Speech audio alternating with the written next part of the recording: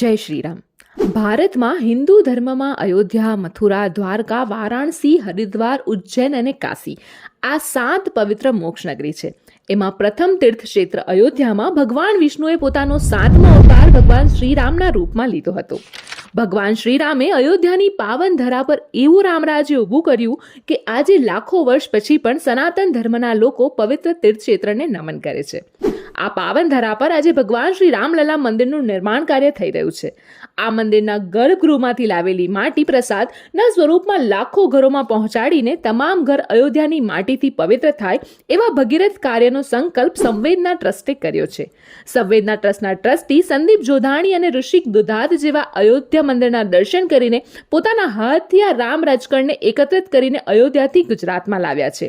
આ અભિયાનનો મુખ્ય હેતુ 500 વર્ષ સુધી ચાલેલ લડત થકી આજે આપણે આરાધ્ય ભગવાન શ્રી રામલલ્લાનું ભવ્ય મંદિર નિહાળી રહ્યા છે.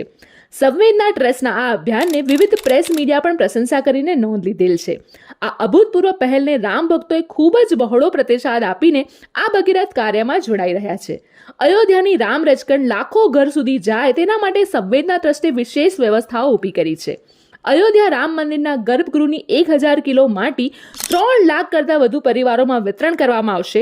2016થી અમદાવાદ અને સુરત ખાતે કાર્યરત સંવેદના સંસ્થા દ્વારા 6 મહિનાથી આયોજન કરવામાં આવ્યું હતું, જેના માટે સંસ્થાના 2 હોદ્દેદાર દ્વારા અયોધ્યા જઈને ત્યાંના ટ્રસ્ટીઓની સાથે મુલાકાત કરીને પવિત્ર માટીને અમદાવાદ ખાતે પહોંચાડી છે. મંદિર તરફથી વીઆઈપીઓને અપાતી રજકણ હવે ગુજરાતના 3 લાખથી વધુ પરિવારોને ભેટ આપવામાં આવશે. અયોધ્યાના રામ મંદિરની આટલી મોટી માત્રામાં રજકણ મેળવનાર પહેલી સંસ્થા પણ બની છે. જેમ જેમ રજકણ સાફ થઈને તૈયાર થશે તેમ તેમ તેનું વિતરણ શરૂ કરાશે. જે લોકો અયોધ્યા દર્શન માટે ન પહોંચી શકતા હોય તેવા ભક્તોને ધ્યાનમાં રાખીને પણ આ વિચાર આવ્યો હતો. રજકણને લેમિનેશન કરીને આપવામાં આવશે, જેથી તેનો ઉપયોગ પૂજામાં અને પવિત્ર કાર્યમાં પણ લોકો કરી શકે.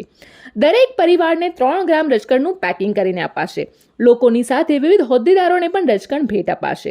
ગુજરાત રાજ્યમાં વસતા લોકોને કુરિયરથી જ તેમના ઘરે આ પહોંચાડવામાં આવશે.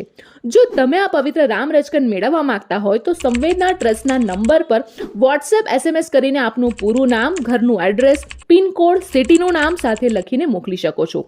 આપને 15 દિવસમાં કુરિયરના માધ્યમથી આ પવિત્ર ભેટ મેળવી શકો છો. આ પવિત્ર રામ રજકણને મંગાવીને રામલલ્લાના આશીર્વાદ મેળવી આપના ઘરને પવિત્ર કરી શકો છો. શિયાવર રામચંદ્ર ભગવાન કી જય. જય શ્રી રામ.